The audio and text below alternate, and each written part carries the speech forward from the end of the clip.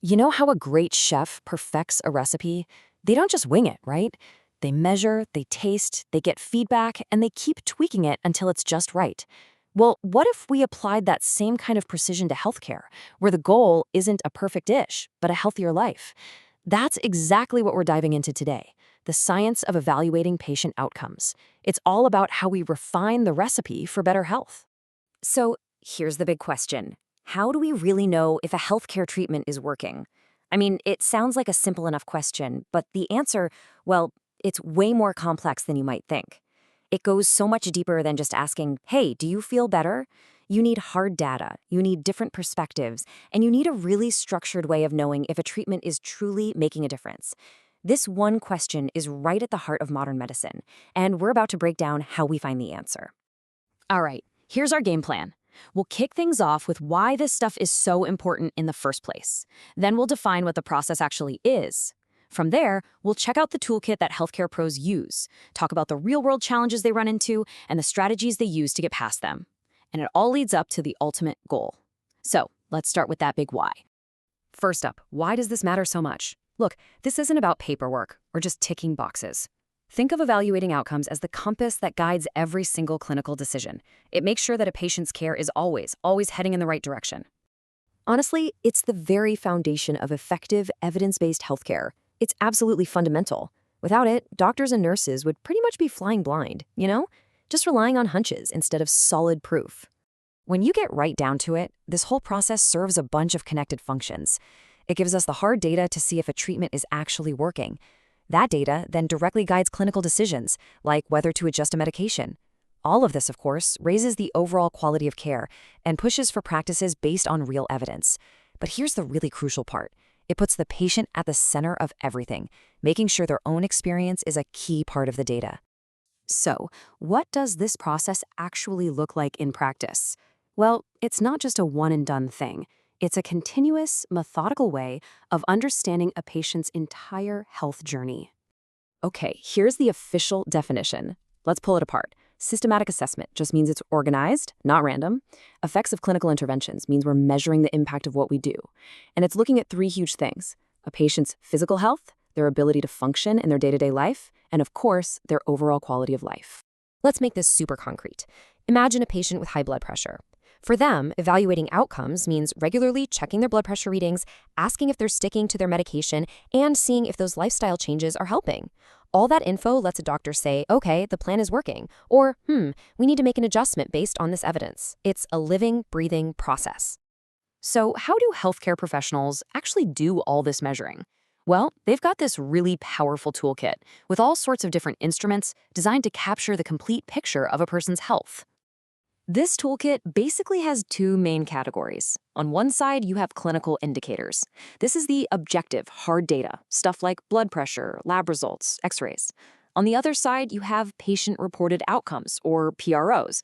This captures the patient's own experience, their pain, their emotional state, how well they can function. I mean, think about it. A treatment might look great on a lab report, but if the patient feels worse, is it really working? That's why you absolutely need both to get the full story. And the toolkit doesn't end there. Professionals also use things like functional assessments to see if a patient can do daily activities. They do comparative analysis to track progress before and after treatment. And they use standardized scales to make sure everyone is measuring things like pain or depression in the exact same way. It's all about consistency. Here's a perfect example of how this all comes together. After a surgery, a doctor will look at the clinical indicator, how the wound is physically healing. But they'll also use a pain scale, that's a patient-reported outcome, to understand what the patient is actually feeling. You combine the two, and suddenly you have a complete 360-degree view of their recovery. Now, in a perfect world, this whole process would be totally seamless. But we all know that hospitals and clinics are incredibly complex and busy places. So what are some of the real-world hurdles that make this so challenging? Yeah, there are a few big ones. First off, we're all different. Our unique bodies mean we can respond completely differently to the exact same treatment. The data itself can be a problem. Maybe it's incomplete or not totally accurate. And while self-reports are vital, they are, by nature, subjective. But maybe the biggest challenge of all is just the lack of resources, time, staff, you name it. This chart really says it all, doesn't it?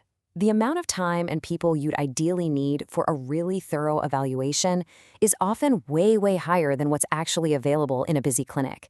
That gap is a constant challenge that healthcare systems are always trying to figure out. Okay, so we've laid out the problems, but the story definitely doesn't stop there.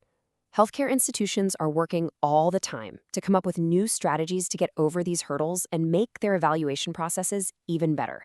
There's a pretty clear four-step strategy for this. It all starts with standardizing things, creating consistent rules so everyone's on the same page. Once you have that, you can properly train staff to collect and understand the data. That leads to better engagement with patients, which makes the reporting more accurate. And holding it all together? You guessed it, technology. And technology is a total game changer here. Seriously.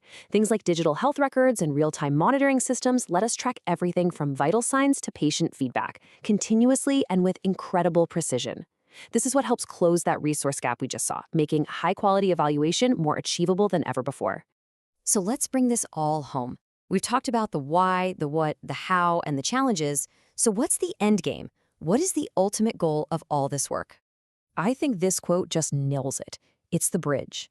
On one side of that bridge, you have the hard science, the data, the evidence-based medicine. And on the other side, you have the individual person, the patient, with their own unique needs. Outcome evaluation is what connects those two sides. And when you do that, you create this amazing positive feedback loop. See, better evaluation gives us better data. Better data lets us make better decisions. And better decisions lead to what this is all about, better health for patients. It's a nonstop cycle of improvement. So if there's one thing to take away from all this, it's this. The next time a doctor asks you to rate your pain or describe how you're feeling, just remember what's happening. You're not just answering a question. You're an active participant. Your answer is a crucial piece of data that is directly fueling the science of better care, not just for you, but for everyone.